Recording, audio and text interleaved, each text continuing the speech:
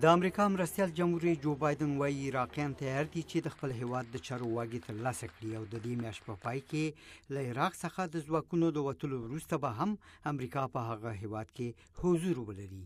نوموړي په انډیاناپولس ښار کې د هغو پخوانیو امریکایي سرتیرو په غونډه کې خبرې کولې چې په بهرنیو جګړو کې ګډون کړی. هغه وویل په عراق کې زموږ د ځواکونو کمول د دې معنا نه لري چې موږ خپل علایق له عراق سره پای ته رسوو.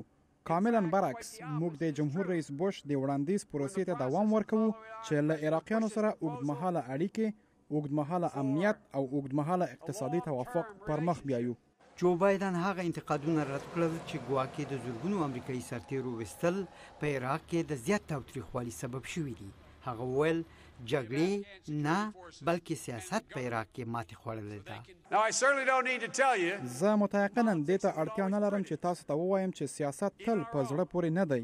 حتی زموږ خپل خو د نوي حکومت د جوړولو مشکل کار جریان لري او د جمهور رئیس او جنرال اودیریو په غوښتنه ما دا شخصا سیاسي مشرانو ته روښانه کړي چې د دې وخت را رسیدلی چې دغه پروسه د عراقیانو په خپل هڅه تکمیل کړو. د امریکا مرستیال جمهور رئیس جو بایدن همداشان ویل چې په عراق کې د سنی مذهبه القاعده سخت دریځ ډلې او د ایران د حکومت هڅې چې غوښتلې په عراق کې قومي شخړې رامنځته کړي ناکامې شوې دي.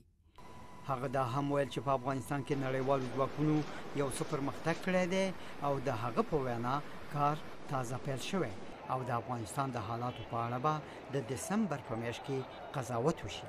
عارف عثمان زوی، آشنا تلویزیون، واشنگتن.